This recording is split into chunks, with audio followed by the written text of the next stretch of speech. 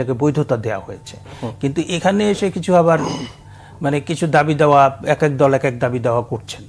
হ্যাঁ, বিএনপির তরফ থেকে, কারণ এনসিপি এবং জামায়াতের তরফ থেকে বলা হচ্ছে যে জুলাই মানে সনদ যেটা হবে, একটা হচ্ছে জুলাই ঘোষণাপত্র, যে ঘোষণাপত্র করলেন আপনি ডিক্লারেশন অফ জুলাই, এবং সেইটাতে এটা ঐতিহাসিক দলিল হিসেবে থেকে যাবে, এটার কোনো লিগ্যাল ইমপ্লিকেশন নাই, মানে এটার আইনগত কোনো বাধ্যবাধকতা তৈরি করে না। জুলাই চার্টার কিংবা আপনি যদি এটাকে কি বলবেন, প্রোক্লেমেশন বলবেন, এখন এইটা যদি আপনার মানে এইটাও আরেকটা ঐতিহাসিক দলিল হবে, এবং সেইটা জুলাই সনদের ব্যাপারে যেটা এনসিপি এবং জামায়াতের তরফ থেকে যেটা বলা হয়েছে যে এইটাকে সংবিধানে স্থান দিতে হবে।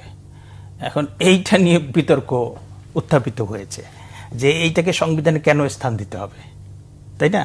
কারণ প্রোক্লামেশন অফ ইন্ডিপেন্ডেন্স আপনার 1971 সালের 10ই এপ্রিল, হ্যাঁ, সেটা তো সংবিধানে স্থান দেওয়া হয় নাই, সেটা ইন্টারিম কনস্টিটিউশন হিসেবে কাজ করেছে।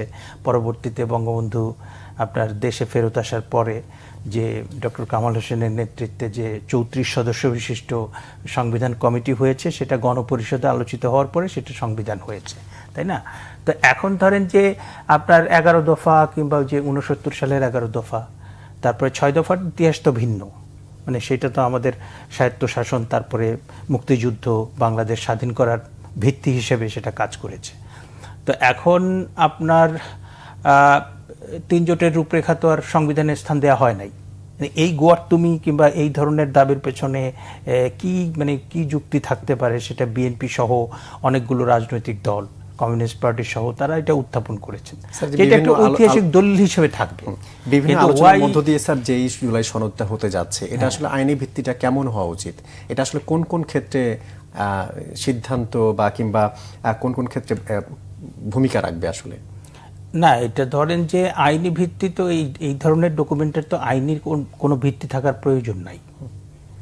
এইটার আপনার যেটা আমরা মানে ইতিহাস থেকে দেখেছি যে এটা আপনার একটা ঐতিহাসিক দলিল হিসেবে থাকবে, যে একটা ছাত্র জনতার এত বড় একটা অভ্যুত্থান হয়েছে, একটা কর্তৃত্ববাদী সরকার কিংবা স্বৈরাচারী সরকার কিংবা ফ্যাসিবাদী সরকার যাই বলি, তার পতন হয়েছে।